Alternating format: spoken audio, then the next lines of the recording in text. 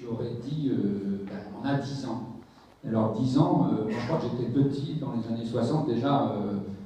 Rachel Carson, quand elle parle de Silent Spring, elle dit on a 10 ans. Dans les années 70, René Dumont me disait on a 10 ans. Dans les années 80, quand on a fait Actuel, c'était 10 ans. Mais là, il faut faire vite maintenant. Les années 90, il nous reste 10 ans. Les années 2000, il reste 10 ans. Les années 2010, 10 ans. Il y a une contribution au grand récit que tu connais bien, et qui s'appelle la collapsologie, qui dit non, c'est fini, il n'y a plus 10 ans. On rentre dans le mur. On est en train d'y entrer, il y a des parties entières de la planète qui sont déjà en train de s'effondrer. Et eux, finalement, si tu lis leur deuxième livre, c'est-à-dire Une autre fin du monde est possible, ils en appellent finalement surtout dont j'ai fait la postface. Dont tu as fait la postface. Ils en appellent à toutes ces mobilisations dont tu parles à l'instant, mais en disant il y a une mobilisation numéro 1, elle est intérieure, elle est philosophique, elle est spirituelle, diraient certains. Il y a quelque chose qui est... Le bug, il est à l'intérieur. En fait, quand on dit maintenant qu'il y a 10 ans, c'est non seulement ce que dit l'ONU, mais c'est surtout la trajectoire du Club de Rome, de ce qu'avaient fait Denis et Meadows et sa femme, qui est paru, leur premier rapport, donc Halte à la croissance, est paru en 72, et ils avaient élaboré plusieurs scénarios avec des trajectoires. Et il se trouve qu'il y a un scientifique qui s'est amusé à comparer la trajectoire business as usual, le tendanciel, avec ce qui s'est réellement passé, et les courbes sont quasiment superposées. C'est-à-dire qu'ils avaient à peu près exactement défini la trajectoire. Et cette courbe-là, elle amène aux alentours de 2030 à une espèce d'effondrement démographique, économique, qui entraîne ensuite un certain nombre d'autres effondrements potentiels. Donc on a tendance à se fonder là-dessus. C'est pas une science exacte, d'ailleurs, les collapsologues le disent eux-mêmes, parce qu'on ne sait jamais ce qui va se passer dans l'intervalle. Mais c'est assez frappant de voir que, parce que je crois que le comparatif a été fait il y a peu de temps, il y a peut-être 5 ans. Donc de voir que leur tendanciel était aussi juste, quoi. Pour une fois, les prospectivistes avaient du juste. Ben, ouais. Et la date avancée par les collapsologues pour annoncer l'effondrement, c'est 2030. Ils disent qu'entre 2025 et 2030, on va rentrer dans les 30 ou plus tard. Mais ce qui est intéressant, c'est que quand tu parles de Rachel Carson qui dit on a 10 ans, ça dépend de ce qu'on met derrière, parce que l'effondrement, par exemple, des espèces, il est déjà là. Donc elle parlait aussi beaucoup de ça. Elle parlait du printemps silencieux, du fait que les oiseaux allaient disparaître à cause des pesticides, que ça allait avoir un impact sur l'ensemble des espèces. On y est, ça y est. C'est-à-dire que 30% des oiseaux qui ont disparu, les oiseaux des champs, 60% des populations d'animaux vertébrés, et la moitié des animaux marins, les insectes disparaissent 8 fois plus vite que les mammifères. Et ça, c'est déjà là. Donc il y a aussi cette notion qu'on parle toujours d'effondrement comme un truc qui va se produire, mais en fait c'est en train de se produire. Et si l'effondrement continue, il y a de fortes chances que ça soit une succession de phénomènes comme celui-là qui vont s'additionner les uns aux autres et qui peut-être à des moments vont conduire à des choses plus spectaculaires qui nous toucheront directement. Typiquement, ce que Yves Cochet par exemple appelle l'effondrement, c'est l'incapacité des États à faire fonctionner les réseaux qui nous apportent, les réseaux centralisés qui nous apportent l'eau, le pétrole, l'énergie, etc. Là, ça, on voit déjà des endroits où il y a eu le Cap, par exemple, est passé à ça, de ce qui s'appelle le Day Zero, c'est-à-dire le jour où il n'y a plus d'eau au robinet.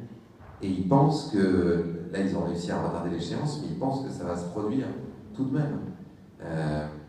À Cuba, quand il y a eu l'embargo, il y a eu un véritable effondrement parce qu'il n'y avait plus de pétrole, qui peut ressembler un peu à ce que nous, on pourrait connaître si on n'a plus la possibilité d'utiliser du pétrole comme on le fait aujourd'hui. C'est encore à peu près 80%, 85% de l'énergie qu'on utilise dans le monde qui est d'origine fossile. Donc si on ne peut plus l'utiliser parce que le climat se dérègle trop, ça va nous conduire nos économies à des formes d'effondrement.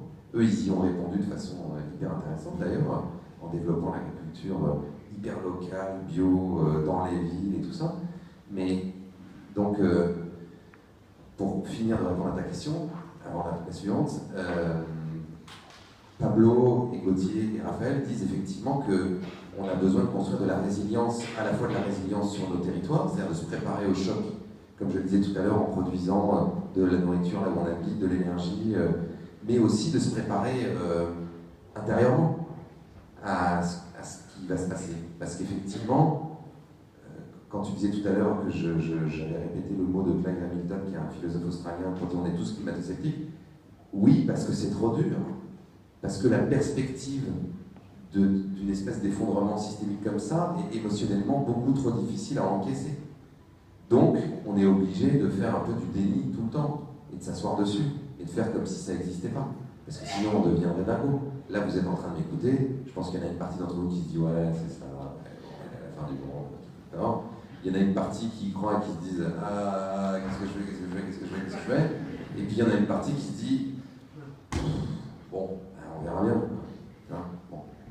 Mais pour pouvoir continuer à fonctionner dans notre vie de tous les jours, c'est en fait l'effondrement, ça nous ramène à la perspective de la mort. Je pense que vous êtes tous au courant que vous allez mourir un jour. Normalement, quelqu'un vous l'a déjà dit, quoi. Mais vous n'y pensez pas tous les matins en vous levant. Vous ne dites pas, je mourrai, vous n'êtes pas Woody Allen, quoi. Je creverai. Parce que sinon, c'est trop difficile. Donc on est obligé d'oublier. On passe notre journée à oublier qu'on va mourir, et puis de temps en temps, on s'en souvient. On se dit, oui, c'est vrai. Et bien là, l'effondrement, c'est pareil. On est obligé d'oublier, et puis de temps en temps, on s'en souvient. Peut-être le tourner comme le moine zen, je crois, qui dit incroyable, je suis encore vivant une journée de plus. Fantastique. Oui, de toute façon, cette perspective d'effondrement, si on veut y voir quelque chose de très positif, c'est que ça nous oblige à redonner du sens et de l'intensité à notre existence. On se dit, peut-être que ça va merder gravement, ça va chier dans le ventilateur, comme disent les Américains, bientôt. Donc, autant faire en sorte que tout le temps qui nous reste, on en profite un maximum, qu'on ne fasse pas, comme dit David Graeber, de bullshit jobs, quoi, qu'on ne se retrouve pas à faire une espèce de boulot qui sert à rien, juste pour avoir un salaire, en espérant avoir des toutes petites plages de ressourcement pendant les week-ends, les vacances et la retraite. Parce que, voilà, la vie est trop courte, quoi. Donc il faut en profiter. En parlant donc des nouveaux récits qui, pour certains, se retrouvent dans le film Demain, il y a eu Après-demain.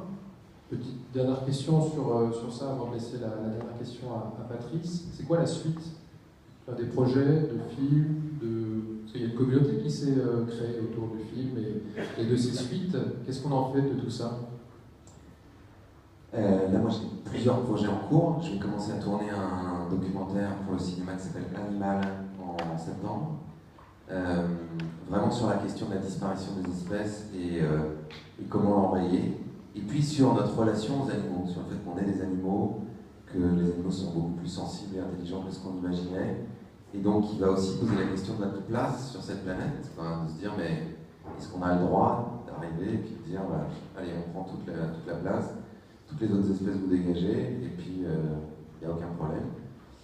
Et ça on va le faire avec donc nos deux héroïnes, ce sera a priori Jane Goodall et une jeune femme qui s'appelle Bella Lack, qui est une jeune activiste un peu comme Greta, mais sur la question des animaux, avec déjà 150 000 followers sur Twitter à 15 ans, qui est super. Je prépare une série pour Arte de 3 épisodes, plutôt sur le climat, la résistance, un peu sur les thèmes dont on parle ce soir, c'est-à-dire qu'est-ce qu'on fait à partir de maintenant. Et puis, je viens de terminer la V1, donc la première version d'un film de fiction, qui est un film d'anticipation qui raconte une révolution en Europe dans les 10 ans. Donc voilà, on est en train de faire lire à nos producteurs qui ont la critiqué en nous disant qu'il y a plein de choses qui ne vont pas, en fait il va être de les deux. On espère que ça ira pas au-delà des 3. Et donc normalement quand j'aurai fini de tourner, de monter, de sortir Animal, je commencerai à tourner ça. Je trouve que tu as plutôt bonne mine. Parce que je jardine et qu'il fait beau. C'est parce que tu jardines, c'est pour ça. Parce que entre le moment où on s'est plus vu, parce que tu avais lâché les colibris, enfin tu les avais lâchés, tu les avais lancés, plutôt, tu les avais satellisés, et le moment où est sorti Demain, je ne savais pas que tu avais connu un burn-out, tu t'étais effondré toi-même. Et là, quand j'ai entendu tout ton programme à venir, je me suis dit, merde, il se prépare un nouveau burn-out. Non, ça va, tu vas t'en sortir. J'espère. Mais c'est toujours pas loin, ouais. C'est-à-dire que c'est un peu une maladie que j'ai, la suractivité. À la fois pour calmer l'angoisse un peu, c'est mon moyen de calmer l'angoisse, donc on peut se dire que c'est utile, quoi. Et à la fois parce que, comme plein de gens qui travaillent dans ces milieux-là, j'ai une espèce de névrose de réparer quelque chose, quoi. J'essaie de réparer. En fait, je pense que j'ai des choses à réparer, moi, dans mon histoire, dans mon vécu et tout ça, et que j'ai transposé, parce que c'est plus facile d'essayer de réparer autre chose que ça. Mais donc j'essaie d'en sortir, j'essaie de trouver une forme d'équilibre. C'est pas toujours facile. Tu sais comment on sort de l'effondrement, tu l'as connu. Je sais comment on peut essayer de se relever, ouais. Je sais comment on peut s'effondrer aussi. C'est-à-dire que j'ai une... Et d'ailleurs c'est marrant, hein, parce que quand j'ai vraiment décidé de faire demain, c'était en 2012, donc j'ai fait ce burn-out au mois de juin, donc vraiment sur le carreau, quoi. Je suis resté 3 mois sans pouvoir faire grand-chose. Et c'est pendant ces 3 mois que j'ai lu l'étude qu'il y a au début de demain, qui est la première étude sur l'effondrement que j'ai lue, en fait, qui disait 2100, la fin de l'humanité, le couple qu'on voit au début de demain. Et je crois que dans ma tête, il y a eu un truc du genre, bon, moi je suis carpette, le monde peut-être va s'effondrer aussi, foutu pour foutu, autant que je fasse ce que j'aime, quoi. Autant que je fasse quelque chose qui me plaît. Et c'est là où j'ai décidé de démissionner de Colibri et de faire vraiment de... Voilà, merci beaucoup Cyril, merci Patrice. La parole est à vous.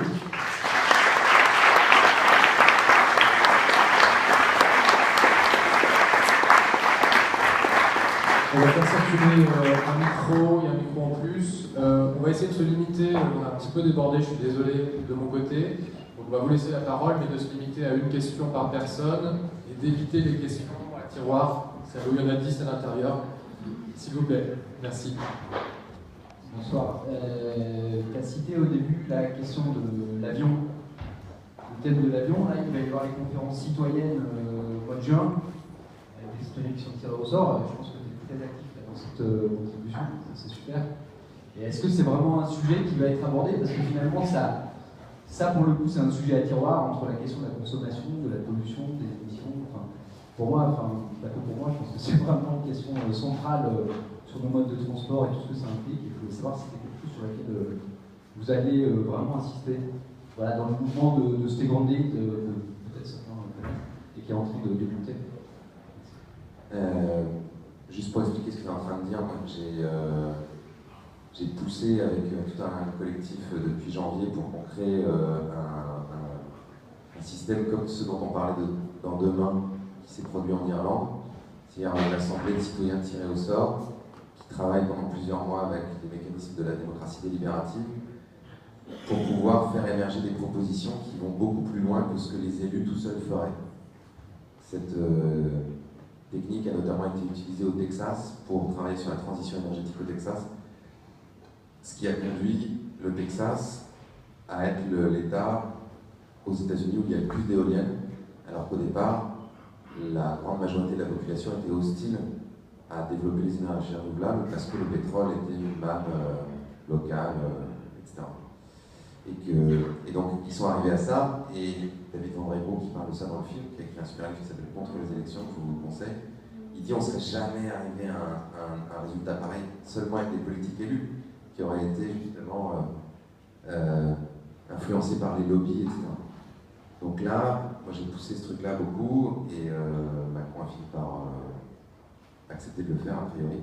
Donc là, on est dans la négociation pour que ça se fasse de la façon la plus rigoureuse possible sur le processus, l'objectif étant que les propositions qui émergent de l'Assemblée citoyenne soient ensuite soumises au référendum.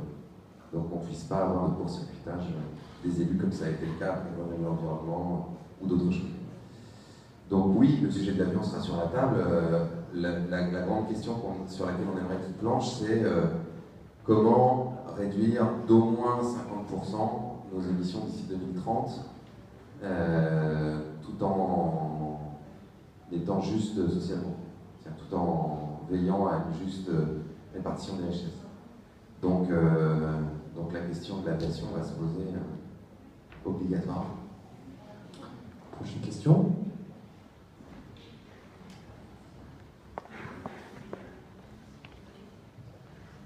Oui, bonjour, je m'appelle Yves, je suis vraiment ravi d'avoir entendu tous ces propos ce soir. Et je viens de finir aussi ton bouquin sur la de résistance. Et notamment toute la partie que tu abordes dans ton livre et ce soir sur la critique de l'aliénation aux écrans, au smartphone en particulier.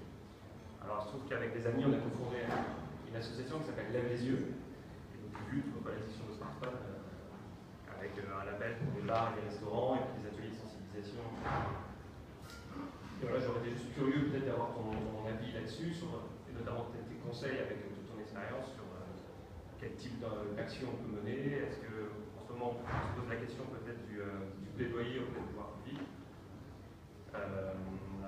On a plein d'idées, mais voilà, peut-être que si tu as quelques suggestions ou idées, elles sont comme ça. Moi, je suis hyper heureux pour donner des conseils parce que je suis moi-même très addict aux écrans. Et c'est d'ailleurs pour ça que j'en parle beaucoup, parce que ça m'obsède, parce que je vois l'addiction sur moi, en fait. Et ça me terrifie un peu. Ce que je vois qui marche pour moi, c'est quand je n'ai pas mon téléphone. C'est-à-dire que ça m'est arrivé de le casser et qu'il soit en réparation pendant 2 jours, ou de l'oublier. En fait, en ce moment, je crois que j'ai un truc d'acte manqué. C'est-à-dire que j'ai quand même cassé 3 fois l'écran et je l'ai oublié 2 fois alors que je partais en voyage pendant plusieurs jours. Attends, je crois que j'ai envie de m'en débarrasser. Et la première fois que ça m'est arrivé, c'est-à-dire que je me suis retrouvé une journée sans smartphone dans la poche, c'était comme une espèce de renaissance. C'est genre la respiration, quoi. C'est Alain Damasio qui raconte ça aussi, l'auteur de science-fiction, qui pourtant en parle beaucoup aussi dans ses bouquins, là, notamment Les Furtifs, le dernier, qui est super. Et il dit que lui, il n'en a pas parce qu'il dit, moi je suis romancier, j'ai besoin de continuer à observer le monde, d'avoir le nez au vent, et je sais bien que si j'ai un smartphone dans la poche, je ne vais pas le faire. Hein. Parce que, d'une certaine manière, et c'est ce que je raconte dans le bouquin, le truc est vraiment construit pour être addictif. C'est même pas un truc de culpabilité, c'est que c'est fait pour. C'est que le mécanisme qui fait qu'on rafraîchit par exemple une page, on tire comme ça, on fait une petite roue, puis ça rafraîchit. Et en fait, ce mécanisme il a été calqué sur celui des machines à sous. C'est le truc de tirer la machine à sous, puis vous regardez ce que vous avez gagné. Bah là, en fait, les gens sont payés pour trouver justement cette addiction maximale. Et donc là, c'est ça, c'est qu'est-ce que j'ai gagné, quoi. Qu'est-ce que j'ai comme nouvelle notification, comme nouvelle email, il y a quoi comme nouvel article sur le truc, et quoi comme nouvelle photo sur Instagram, je ne sais quoi. Et c'est tellement puissant que pour s'en départir, je pense qu'effectivement, il y a besoin de créer des zones blanches, enfin des zones sans smartphone. Donc ça commence à être le cas dans les écoles, c'est chouette. C'est-à-dire qu'il y a de plus en plus d'écoles, là je sais que ma fille qui a 11 ans part en voyage scolaire, elle vient d'avoir un smartphone, elle nous a tanné comme je sais pas quoi, avec un grand frère, bref, on a cédé plus vite que pour son frère. Et au voyage scolaire, ils n'ont pas le droit d'avoir de téléphone, ils n'ont pas le droit de partir avec. Et les instituts ont été vachement cool avec nous en disant, écoutez, comment dire, l'argument de la sécurité, genre mais oui, mais nous on en a, vous avez notre téléphone, vous pouvez nous appeler. Et puis nous on peut vous dire, on sera tout le temps avec les enfants, tout va bien. Donc, ils ne sont pas obligés d'en avoir. Donc ça je pense que c'est très important. Et puis, ce qui est très important, c'est d'avoir des choses à faire qui sont plus intéressantes. Moi je le vois avec mes propres enfants, si je veux les tirer des écrans, en gros, il y a où la loi, c'est-à-dire t'as pas le droit de plus, donc eux ils savent qu'ils n'ont pas le droit de plus d'1 heure par jour, je check parce que maintenant il y a tant d'écrans, il y a une appli qui, donc je peux regarder toutes les semaines, et s'ils dépassent, ben, ils n'ont plus pendant une semaine, et puis après il faut qu'ils régularisent. Donc il y a la loi où il y a l'intérêt, c'est-à-dire que si je leur propose de faire un truc qui leur plaît vachement, si je propose à mon fils d'aller jouer au basket, ou si je propose à ma fille d'aller, je sais pas... Jouer au basket. Non, ma fille ne joue pas au basket. mais d'aller voir les animaux, parce que ma fille elle adore les animaux, ou de peindre, ou de je ne sais quoi, ils vont le faire. Et là, ce truc-là va être plus fort que les écrans. En revanche, tous les temps qu'on laisse, qui sont des temps de latence, bah c'est des temps que préfèrent les écrans. Vous voyez bien pour vous, quoi. Hein. Quand vous êtes dans une salle d'attente, quand vous êtes dans les transports, dès que vous êtes dans un entre-deux, hop, on sent le truc. Et plus jamais on s'ennuie, plus jamais on a l'esprit qui vagabonde, beaucoup moins, parce que... Donc tu es preneur des conseils de l'association si vous en avez pour d'autres. se désintoxiquer. Question suivante. Bonjour, merci pour cet exposé. Le constat est quand même extrêmement difficile, voire infaisable. Tu as parlé de Big Bang politique, tu prépares une série sur une révolution. Est-ce qu'au final, la solution la plus viable, c'est pas une dictature écologique ou la coercition qui obligerait tout le monde à changer? Mais c'est une vraie question, quoi, et une question qui va se poser de plus en plus. C'est-à-dire que plus on va attendre, et plus ça va nous pendre au nez. C'est pour ça d'ailleurs que, bien que j'ai de très nombreux désaccords politiques, voire même philosophiques avec ce gouvernement, j'ai poussé pour mettre en œuvre cette assemblée citoyenne tirée au sort, parce que je pense qu'on a besoin de créer des nouveaux mécanismes démocratiques. Et il se trouve que la démocratie délibérative a vraiment fait la preuve que des gens qui sont complètement anti quelque chose, si on les fait rentrer dans un processus délibératif où on leur donne les éléments qui leur permettent de vraiment se faire une idée sur la question, si ils ont la possibilité d'en discuter collectivement, dans 99% des cas, ils évoluent, ils changent d'avis, parce qu'ils se rendent bien compte qu'il faut faire quelque chose. Et ça passe par un processus qui est un vrai processus collectif, qui n'existe pas dans la société aujourd'hui. Aujourd'hui, on est dans un modèle qui a plutôt cherché à atomiser, et donc à laisser l'individu dans une espèce d'impression qu'il est seul au monde, et qu'il a tout pouvoir sur sa vie, sur la trajectoire de son existence et tout ça. Ce qui va complètement avec les smartphones. C'est-à-dire que les smartphones, c'est l'atomisation poussée à son extrême. Enfin, je suis sûr qu'on va pouvoir aller encore plus loin. On n'a plus besoin de demander son chemin à quelqu'un parce qu'on a un GPS. On n'a plus besoin de collectivement se parler pour prendre des décisions parce qu'on a des algorithmes qui peuvent le faire à notre place et qui peuvent vraiment trouver la meilleure solution collective parce qu'ils analysent des millions de données qui viennent de millions et des millions de personnes. Petit à petit, on a des applications qui nous aident à résoudre des problèmes du quotidien et donc qui nous laissent dans notre écran, quoi. On n'a plus la nécessité d'aller vivre des expériences collectives face à un film parce qu'on peut le regarder sur Netflix tout seul chez soi. Donc, pour moi, l'enjeu aujourd'hui, il est éminemment démocratique, quoi. C'est Jean-François Lebel, que tu connais bien aussi, qui est un type qui est un sorte de spécialiste de l'intelligence collective, qui dit finalement le plus grand défi du XXIe siècle, c'est pas le changement climatique, c'est pas la disparition des espèces, c'est pas la crise économique, c'est pas les migrations, c'est pas les guerres, c'est notre capacité à créer des organisations qui pourront résoudre tous ces problèmes. Donc, le plus grand défi du XXIe siècle, c'est l'intelligence collective. Si on n'y va pas, si on ne fait pas ça, si on ne crée pas des espaces d'intelligence collective de plus en plus puissants qui nous permettent de nous mettre d'accord, on va vers des régimes autoritaires. C'est sûr et certain. On le voit déjà émerger là. On voit émerger des partis populistes autoritaires plutôt sur la question de l'immigration pour le moment. Oui, mais ils sont plutôt climato-sceptiques pour une part. Oui, mais regarde là ce que disait Marine Le Pen aux dernières élections. Elle n'était pas du tout climato-sceptique. Mais maintenant. Non, et parce que le sujet arrive. Aux États-Unis, c'était très intéressant de voir que Trump était climato-sceptique quand ça l'arrangeait. Mais en même temps, il y a eu un rapport du ministère des Transports qui tablait sur plus 4 degrés en 2100. Donc, ils ne sont pas vraiment tous climato-sceptiques. En Chine, où j'ai été au mois de septembre de l'année dernière, parce que le livre de Demain est sorti là-bas et j'essaie de préparer un Demain chinois, donc, réalisé par une réalisatrice chinoise, avec une productrice chinoise. C'est une info, ça. Ouais. Parce que, voilà, 14% des émissions de gaz à effet de serre, c'est juste le charbon chinois, que le charbon, pas tout le reste. Donc si on fait rien en Chine, je pense qu'on est un peu cuit, quoi. Donc j'essaye de monter un demain chinois avec des acteurs chinois connus. Et là-bas, c'est clairement ça qui se profile. C'est-à-dire que c'est déjà un peu une dictature et elle est en train de devenir écolo. C'est-à-dire qu'à Pékin et à Shanghai, c'est interdit d'avoir une voiture thermique aujourd'hui. Parce que la pollution de l'air est trop catastrophique. Ou alors il faut être sur une liste d'attente, il y a des années d'attente avant d'avoir le droit d'avoir une plaque d'immatriculation pour un véhicule thermique. Même chose pour l'avion et le train.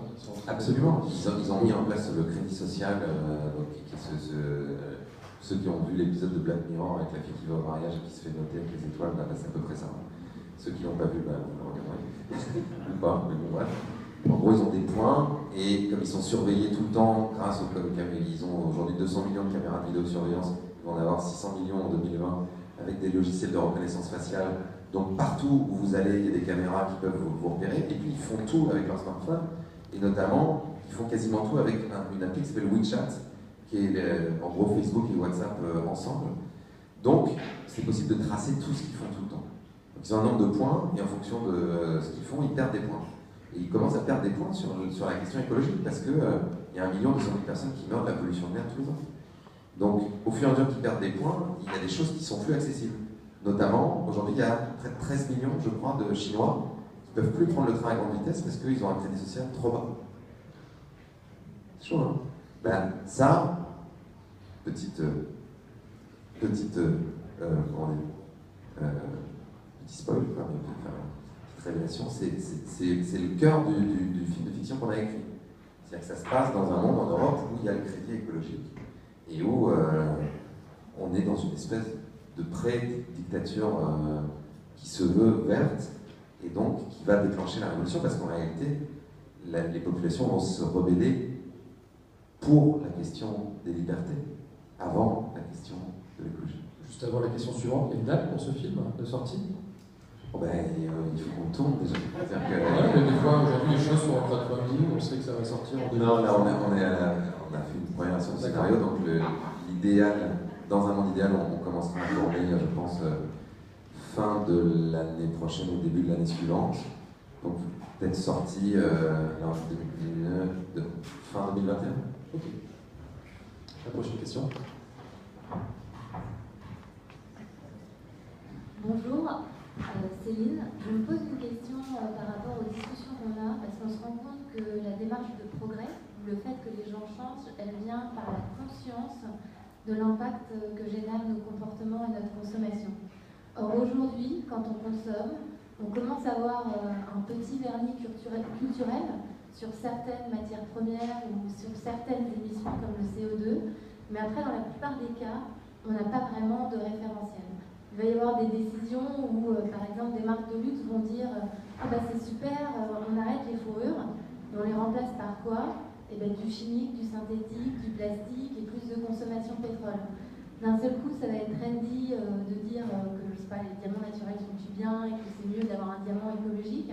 En fait, comme il n'y a pas de référentiel, on assiste à un greenwashing et un marketing de la cause qui parfois est aux dépens en fait d'une vraie perception de l'impact individuel et de la prise de conscience aussi que peut avoir l'individu.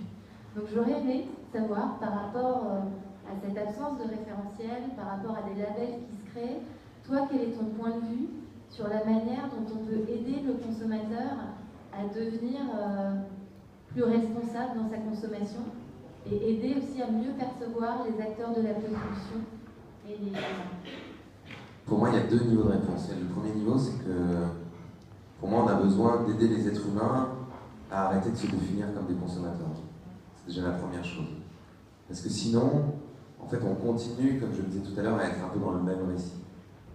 Et d'une certaine manière, on passe quand même notre temps, et c'est aussi un peu le jeu des entreprises, à vouloir remplacer l'existant par un artefact. C'est comme le truc des véganes, quoi. C'est-à-dire, on va manger de la fausse viande, quoi. On va manger de la viande in vitro, ou alors on va manger des saucisses de tofu. C'est pas bon, franchement. Non, c'est vrai. Au lieu de se dire, on change de façon de manger. C'est-à-dire qu'on change la façon dont on conçoit notre alimentation, nos plats, la façon dont on cuisine. Et là, c'est pareil. Au lieu de se dire, on va changer les voitures thermiques, on va mettre des voitures électriques. Maintenant, on va repenser la façon dont on se déplace. Au lieu de se dire, on va changer les fourrures par des fourrures synthétiques, on va se dire, peut-être qu'on va repenser la mode et ce qui fait aussi que les gens vont se sentir classe et élégants, je ne sais quoi. Ça passe pas par avoir une vraie ou une fausse fourrure. Donc ça, pour moi, c'est déjà c'est le niveau le plus profond de réponse, c'est le changement de récit, c'est ce qu'on disait tout à l'heure. Ensuite, évidemment, dans l'entre-deux, je suis d'accord avec vous sur le fait qu'on a besoin de référentiels, c'est-à-dire qu'on a besoin d'avoir des grilles de lecture claires de la réalité. Et là, il y a un certain nombre de tentatives qui sont intéressantes. Il y avait des tentatives qui avaient été faites sur l'étiquetage des produits, par exemple, sur leur impact carbone, mais on pourrait imaginer que ce soit sur leur impact écologique et leur impact social, c'est-à-dire est-ce qu'il y a des gens qui ont été exploités pour fabriquer ce produit et qu'est-ce que ça a demandé globalement comme ressource, qui est une espèce d'analyse du cycle de vie. Et on pourrait imaginer que dans la loi, on oblige les entreprises à faire ce travail-là en amont, dans leur cahier des charges de production, et que pour avoir une autorisation de mise sur le marché d'un produit, il faut qu'on ait une analyse du cycle de vie qui était capable de mesurer tout ça, et que ça soit lisible par effectivement comme le système là, des performances énergétiques d'un appareil ou d'un logement, un peu sur ce modèle-là. Et c'est sûr que ça aurait une vertu énorme, parce que si les entreprises étaient obligées de le faire dès la conception de leurs produits,